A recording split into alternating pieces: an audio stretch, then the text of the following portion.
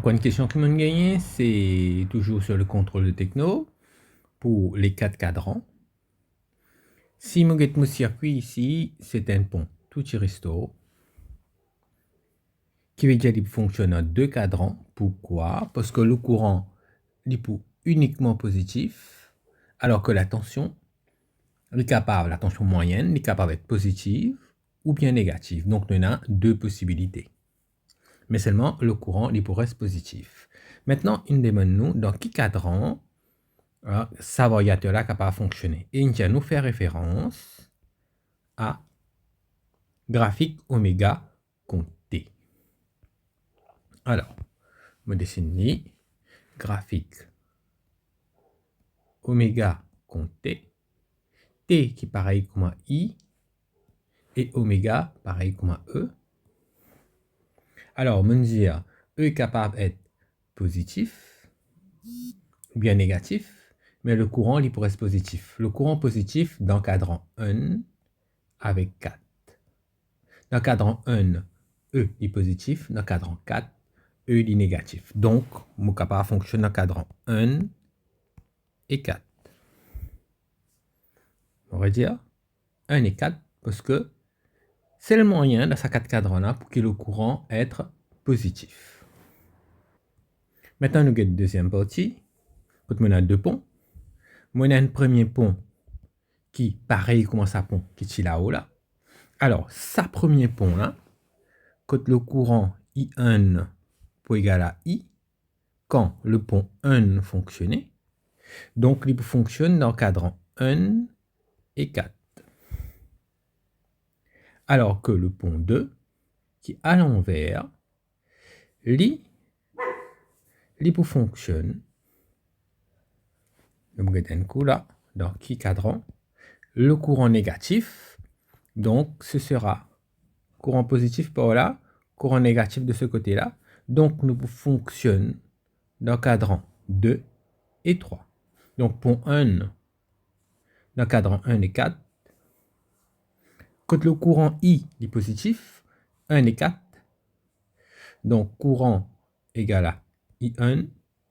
À ce moment-là, I2 égale à 0. Donc je pourrais dire I1, ici I1 c'est positif. Et I1 égale à I. I2 égale à 0. Dans cadran 4 aussi, I2 égale à 0. I1 égale à I. Et I positif. Dans cadran 2, le courant est négatif. Et c'est le pont 2 qui peut fonctionner. Donc, I1 peut égal à 0. Et ici aussi, I1 égale à 0. I2 négatif I.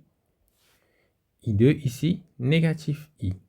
Pour cadran 2 et cadran 3. Maintenant, mon analyse pour être l'axe. L'axe oméga positif veut dire E positif, positif, positif. En bas, négatif, négatif. L'axe T ou bien I, qui veut dire I positif, I négatif ici, I négatif ici, et I positif ici. Donc, ce qui restait, la machine ici, ça c'est moteur et redresseur, génératrice onduleur, moteur redresseur, génératrice onduleur. On refait à dit T positif, ici, ça partie là T positif, ça partie là T négatif, qui veut dire I positif, ici, ici et ici, I positif.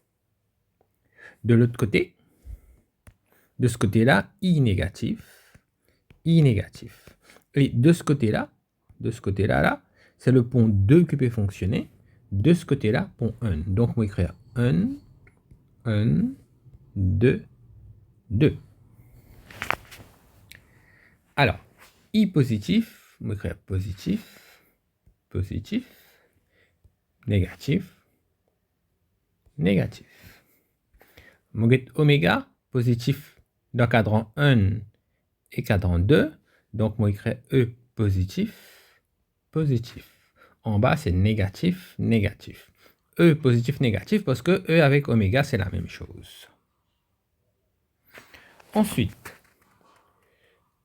dans le cadran 1, I1 qui peut circuler, et I1 égale à I, I2 égale à 0. Pareil dans le cadran 4, I1 égale à I, I2 égale à 0.